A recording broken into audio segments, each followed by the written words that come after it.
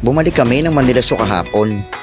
Dahil weekday, wala masyadong tao, kaya madali kami nakapag-park ng motor. Ang parking fee sa motor ay 25 pesos. May online registration at kailangan ng QR code bago ka makapasok sa loob. Pero kung hindi naman kayo nakapag-register ay okay lang kasi tumatanggap naman sila ng walk-in. May mag-a-assist sa'yo para mag-register online.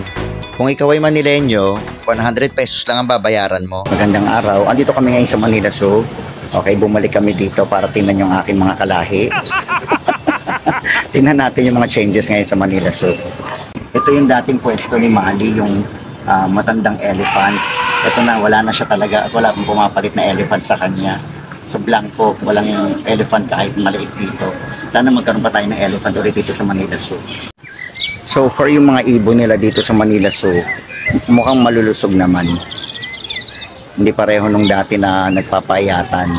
Ayan pati yung mga goose nila, ayan mukhang malusog.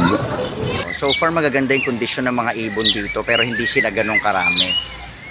Siguro kaya naalagaan din kasi nga hindi na sila ganun karami. Nakalagay dito, meron silang multicolored stork. Tapos meron silang blue peafowl at saka white egret. Pero sa ngayon, yung makikita mo lang, yung parang peafowl. Hindi namin makita yung painted stork at saka egret. Meron pala, nandito po pala yung yung painted stork.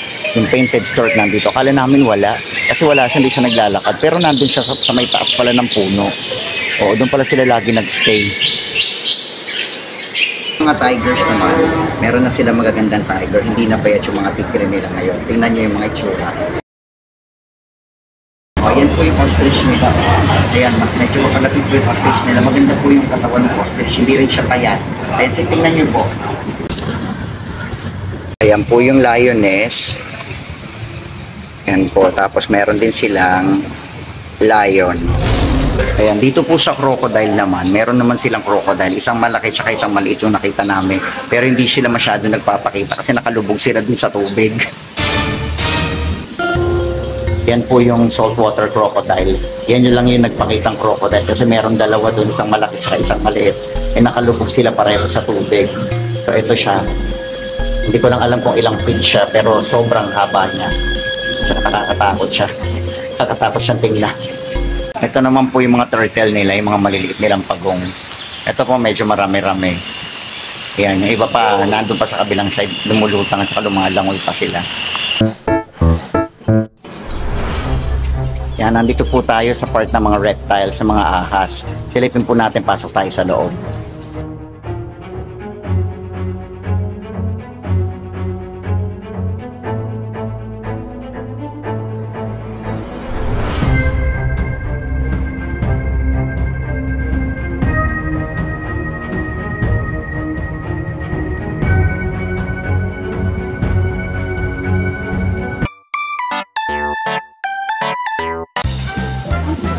Ito na po yung exit, palabas na po kami.